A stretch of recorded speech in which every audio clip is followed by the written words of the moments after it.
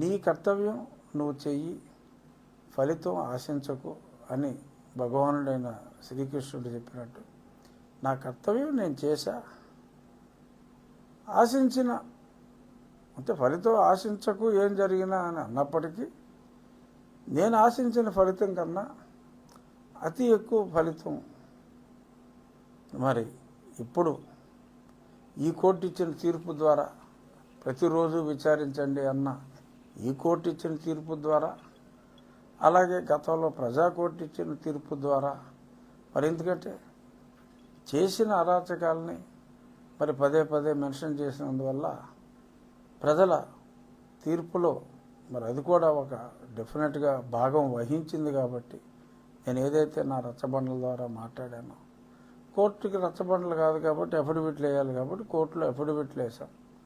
So ఇక్కడ ఫలితం దక్కింది, అక్కడ ఫలితం దక్కింది. కానీ రేపు సాక్షి పేపర్లో ఫ్రంట్ హెడ్లైనే వేసుకుంటారని అనుకుంటున్నా.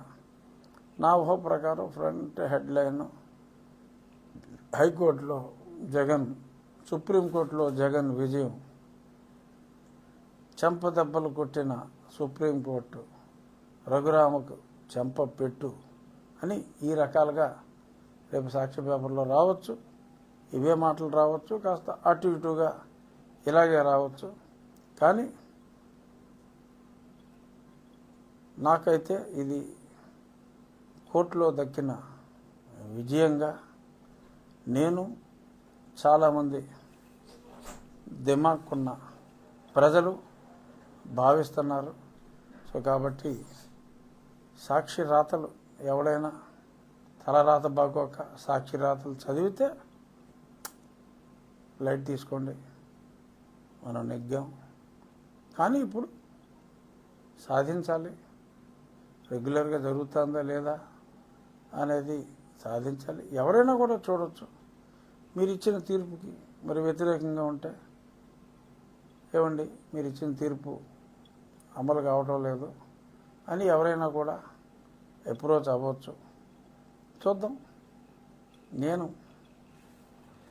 ఎన్నో లెక్కలేనన్ని కేసులు వేయటం జరిగింది.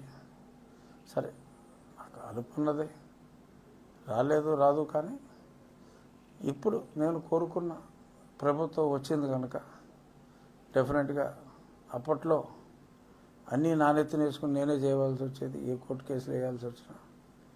ప్రభుత్వం వచ్చింది, మంచి ముఖ్యమంత్రి గారు వచ్చారు, సుపరిపాలన అందిస్తున్నారు, ప్రజలు సుఖ సంతోషాలతో ఉన్నారు. ఒక్కొక్కటిగా నేను వేసిన కేసులు రావచ్చు. రాష్ట్ర ప్రభుత్వం కూడా మరి చాలా వేగవంతం చేసింది. నా కస్టోడియల్ టార్చర్ కేసే సునీల్ కుమార్ మీద మరి ఆ విచారణ కమిటీ వేయటం, ఇవన్నీ కూడా రాష్ట్ర ప్రభుత్వం అత్యంత వేగవంతంగా మరి ఆ కేసులనేవి వదలకుండా ముందుకెళ్తా ఉంది అనటానికి మాటల ద్వారా కాకుండా చేతల ద్వారా ఒక చక్కటి స్పష్టత కూడా ఇవ్వటం జరిగింది.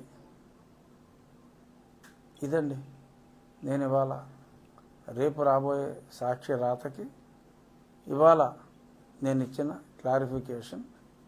నా ప్రయత్నంలో నాకు విజయం ఈ రోజుకి దక్కింది. అసలు ప్రయత్నంలో విజయం ఎప్పుడు దక్కింది?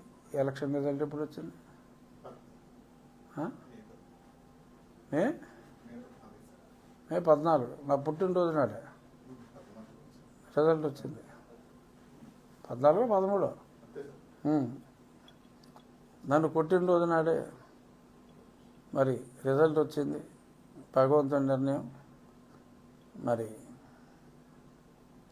బాలయ్య గారి భాషలో చెప్పాలంటే దబిడి చేశారు ప్రజలు. చూద్దాం.